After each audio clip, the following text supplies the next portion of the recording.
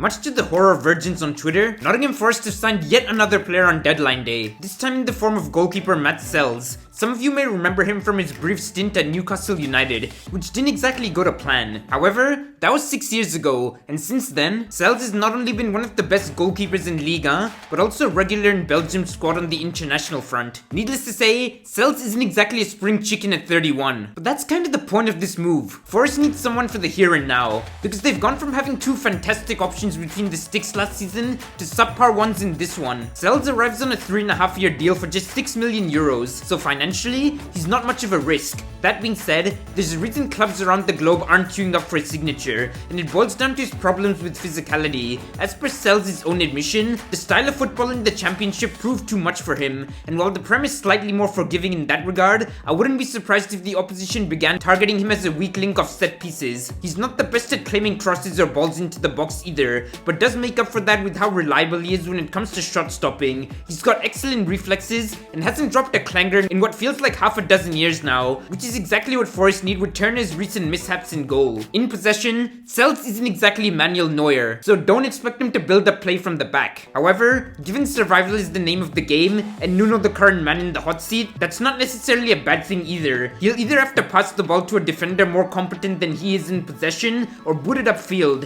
which for me is a lot better than trying to be a hero and giving a stupid goal away. Sels claims he failed at Newcastle because that was the first time he'd ever lived abroad, and will be coming back to English football with unfinished business. As you can probably tell, I'm a little bit more subdued about this move than I usually am when Forest make a signing, but let's all hope he turns out to be a success. Do let me know your own thoughts down below, and stay tuned for my Rodrigo video later today. Peace!